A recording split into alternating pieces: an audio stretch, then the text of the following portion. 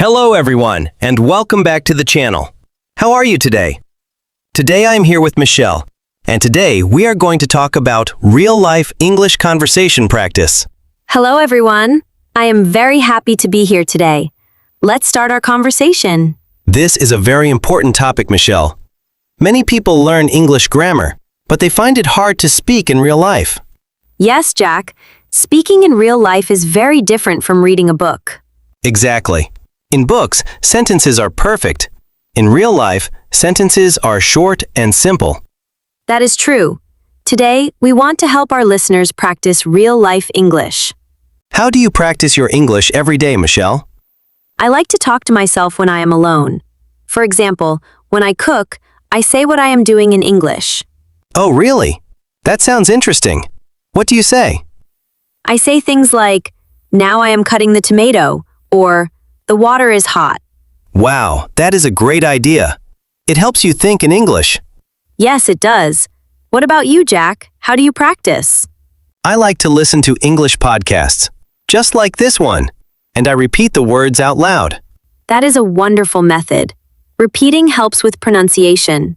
Yes, it helps your mouth get used to English sounds. Let's talk about small talk, Jack. Small talk is very common in real life. Oh yes, small talk is the short conversation you have with people you do not know very well. For example, when you meet a neighbor or wait for the bus. What is a good way to start small talk, Michelle? The weather is always a safe topic. You can say, "Beautiful day today, isn't it?" That is a useful sentence. Yes, many people use it every day. Let's give another example for bad weather. Great idea. You can say, "It looks like it's going to rain today." Yes, that is very natural. And the other person will usually agree with you. They might say, "Yes, I brought my umbrella." See? That is a real-life conversation starting very easily. Let's look at another situation. What about shopping at a supermarket? When you are at the store, you might need to ask for help. Yes, a simple phrase is, "Excuse me, where can I find the milk?" That is perfect. It is polite and direct. How does the worker usually reply? They might say, "It is in aisle 4," or "It is over there, next to the cheese." Aisle is a good word to learn. Let's explain it. Yes, aisle is spelled A-I-S-L-E, but the letter S is silent. We pronounce it like aisle. That is a very important pronunciation tip. The S is completely quiet. So you say aisle 4, not aisles 4. Good. Now, what do you say when you pay for your items? The cashier will often ask, cash or card? This means, do you want to pay with paper money or a plastic card? Exactly. And you can simply answer, card please, or cash please. It is very short. You do not need a long sentence. That is true. Beginners often think they must speak in long sentences. But in real life, short answers are completely fine and natural. Let's share another common situation. Ordering food at a coffee shop. Oh, I love coffee shops. I go to one every morning. What do you say when you order your morning coffee, Michelle? I walk up to the counter and say, "Hi, can I get a large latte, please?" Can I get is a very popular way to order things in real-life English.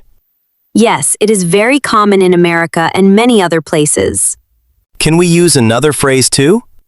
Yes, you can also say, "I would like a regular coffee, please." Both are very polite. Remember to always add please at the end. Yes, being polite is very important in English culture. What does the barista, the coffee worker, ask next? They usually ask, "For here or to go?" This trips many beginners up. Let's explain what it means. For here means you want to sit inside the coffee shop and drink it. And to go means you want to take it with you outside, maybe to your office or home. So you can just reply, "To go, please," or "For here, please." Wow, that is so simple when you know the meaning. Yes, by the way, dear listeners, what is your favorite morning drink? Do you like coffee or tea? Please write your answer in the comments below. I look forward to reading your comments. Now, Michelle, let's talk about grammar in real life. Oh yes, let's talk about verbs. especially past tense verbs, because we talk about the past a lot. True. When friends meet, they ask, "What did you do yesterday?" Or, "How was your weekend?" Let's practice regular and irregular verbs here. For regular verbs, we just add -ed at the end. For example, I watched a movie yesterday. Watched is a regular verb. The base verb is watch. But many common verbs are irregular. They change completely in the past. Yes, for example, the verb go becomes went. So you say, "I went to the park on Saturday." Another one is eat, which becomes ate. I ate pizza for dinner. Let's give one more example. The verb buy becomes bought. I bought a new shirt yesterday. Let's practice a short conversation using these past verbs. Michelle, how was your weekend? It was great, thank you. On Saturday, I went to the shopping mall. I bought some new shoes. Then I met my friend and we ate lunch together. That sounds fun. What did you do on Sunday? On Sunday, I stayed at home. I cleaned my room and watched a funny movie. What about you, Jack? My weekend was quiet. I visited my parents on Saturday. We cooked dinner together. On Sunday, I played football with my friends. Look at how many past tense verbs we just used naturally. Yes, went, bought, met, ate, stayed, cleaned, watched, visited, cooked, and played. This is exactly how native speakers talk about their days. Let's highlight a common mistake here. Beginners sometimes say, "I didn't went." Oh yes, that is a very common grammar mistake. When you use didn't for the negative past, the main verb stays in the present form. That is correct. You should say, I didn't go, not I didn't went. Let's give another example. Instead of saying, "I didn't ate lunch," you should say, I didn't eat lunch. Perfect. This is a very useful rule to remember for real-life conversations. Now, Jack, let's look at how people say goodbye in real life. People rarely just say goodbye. It sounds a bit formal. I agree. In real life, we use different phrases. What are your favorite ways to say goodbye to friends, Michelle? I love saying, see you later, or take care. Yes, those are very friendly. You can also say, have a good one. Have a good one is very popular. It means have a good day or have a good evening.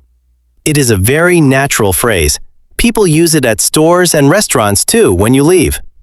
Let's give an example. The cashier says, here is your receipt. Have a good one. And you can reply, thanks, you too. You too is a short and perfect response. It saves you from repeating the whole sentence back to them. This is exactly what makes English sound smooth and natural. Let's slow down for a second and talk about listening. Listening is half of a conversation. That is so true, Jack. If you do not understand what the other person is saying, you cannot reply. What should a beginner do if a native speaker talks too fast? Do not be afraid. You can politely ask them to slow down. What is a good sentence for that? You can say, could you please speak a little slower? That is very polite. Let's give another option if you completely missed a word. You can say, sorry, can you repeat that, please? Yes, native speakers are usually very happy to repeat themselves if you ask nicely. They know that learning a language is difficult. They will want to help you. So never feel embarrassed to ask for help during a conversation. If you are enjoying this conversation and finding these tips helpful, please don't forget to like this video and subscribe to our channel. Your support helps us make more videos for you. Yes, thank you everyone for the support. Now, Michelle, let's talk about talking on the phone. Oh, the phone is very scary for many English learners. Why do you think that is? Because you cannot see the other person's face or body language. You only have the voice. That is true. It makes it a bit harder to understand. But the phrases we use on the phone are actually very standard. Let's practice. When you pick up the phone, what do you say? Usually we just say, hello? And if you are calling someone and want to introduce yourself, what do you say? You say, "Hi, this is Michelle." You do not say, "I am Michelle" on the phone. Wow, that is an important tip. We use "this is" name on the phone. Yes, for example, "Hello, this is Jack. Can I speak to Michelle, please?" And if Michelle is the one holding the phone, she can say, "Speaking." Speaking just means "this is she" or "you are talking to her right now." It is very short and efficient. What if the person you want to talk to is busy or not there? The person who answered might say, "Sorry, he is busy right now. Can I take a message?" Take a message means you can give them information to pass to your friend later. You can reply, "Yes, please tell him to call me back." Or you can say, "No, thank you, I will call back later." See? Phone calls follow simple patterns. Once you know the patterns, it becomes much easier. Practice makes perfect. The more you do it, the less scary it feels. I completely agree, Michelle. Let's talk about reacting to good or bad news in a conversation. It shows you are listening. Yes, reaction words are very important for natural flow. If a friend says, "I passed my driving test today," what do you say? You should say, "Wow, congratulations. That is great news." And what if they share bad news, like, "My dog is sick today"? Then you should show empathy. You can say, "Oh, I'm so sorry to hear that. I hope he feels better soon." Using these reactions makes the conversation feel warm and human. It shows that you care about the other person's feelings, not just the words. Exactly. Even if your grammar is not perfect, showing emotion makes you a great conversational partner. That is beautiful advice, Michelle. Today was a lot of fun, Jack. We covered a lot of great real-life tips. I enjoyed our conversation today too, Michelle. Real English is all about confidence and simple phrases. Thank you, everyone, for listening to our podcast today. Keep practicing every day.